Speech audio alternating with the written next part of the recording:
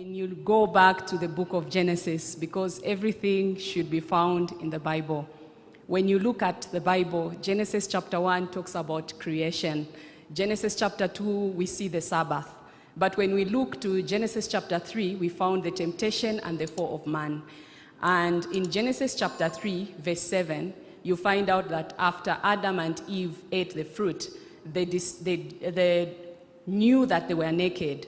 And what did they do? They got the fig leaves and saw apron. So we are seeing right in the Garden of Eden, we see fashion there. Because an apron is a type of fashion. And the Bible has put it there for a reason. When you look at an apron, it is something that is worn even today. And when you look at that type of dress, it tells you something. So when you talk about dress, it brings back to Genesis chapter 3 and how Adam and Eve realized that they were naked and they saw fig leaves. And when they saw fig leaves, they clothed themselves.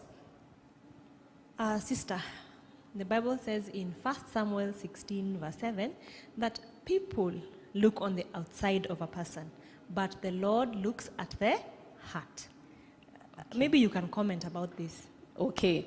When the Bible says that when Samuel was going to anoint the king, who was David, the Lord reminded him that he looks at the heart, not at the outside.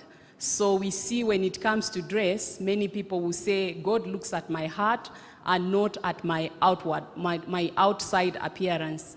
But when you look in the Bible says in Genesis chapter 3, verse 10, you find out that when Adam and Eve sinned against God and they saw fig leaves, and when Jesus came to visit them, they started hiding themselves. Why did they hide?